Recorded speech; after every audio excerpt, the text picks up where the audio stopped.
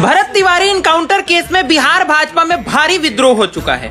सभी भाजपा नेता सम्राट चौधरी और उनके नेतृत्व समेत गृह मंत्रालय और प्रशासन पे बड़े बड़े सवाल खड़े कर चुके हैं, जिसमें सबसे बड़ा नाम पदाधिकारी के तौर पे भाजपा के राष्ट्रीय सचिव ऋतुराज सिन्हा का है, जिन्होंने तो सीधे तौर पे वीडियो बना के ये बात कह दी कि रक्षक ही अगर भक्षक बन जाएगा तो फिर किससे जनता उम्मीद करेगी। उसके बाद बड़ा नाम बक्सर के विधायक आनंद मिश्रा का है, जिन्होंने फेसबुक पे पोस्ट करके सीधे तौर पे लिख दिया कि सरेंडर करने के बाद जो हत्या की गई है बिल्कुल गलत हुई।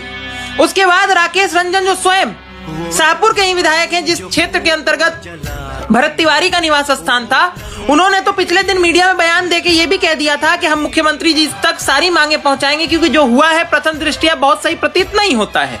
विपक्ष के नेताओं को अभी थोड़ी देर छोड़ दीजिए और सबसे बड़ा नाम बिहार के पूर्व उप मुख्यमंत्री और वर्तमान कृषि मंत्री विजय कुमार सिन्हा जी का है, जिन्होंने पुलिस के ऊपर बहुत बड़े बड़े सवाल खड़े कर दिए, अपनी ही सरकार को घेरे में ले लिया। ये साफ तौर पे दर्शाता है कि सम्राट चौधरी जी के नेतृत्व से कोई प्रसन्न नहीं है। और इससे भी बड़ी बात यह है कि भाजपा के इन नेताओं का विरोध करने का सीधा अर्थ ये होता है कि शिष्टाचार की पार्टी कही जाने वाली भाजपा, जिसमें यूजीसी जैसे समाज हित के विषय से संबंधित विषय पे भी सभी नेता मौन धारण कर गए थे, उस विषय से भी ज्यादा बड़ा विषय बनाकर भरत तिवारी के विषय पे सभी बोलना शुरू कर चुके हैं। यह साफ दर्शा रहा है कि नेतृत्व किसी को स्वीकार नहीं है, वरना भाजपा की परंपरा में इस तरह के सवाल कभी खड़े नहीं किए जाते।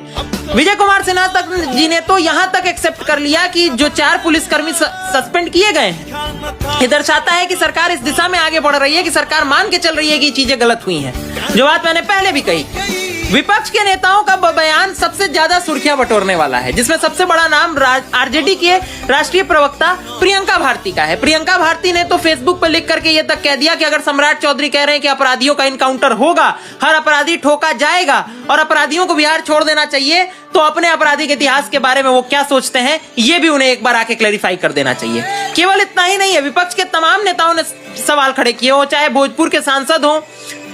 सुदामा प्रसाद या फिर अन्य नेताओं ने भी अलग प्रकार के सवाल खड़े किए हैं। सवाल तो सबसे बड़ा ये खड़ा होता है कि सत्ता से विद्रोह लेने वाले हर व्यक्ति को अगर ऐसे ही ठोक दिया जाएगा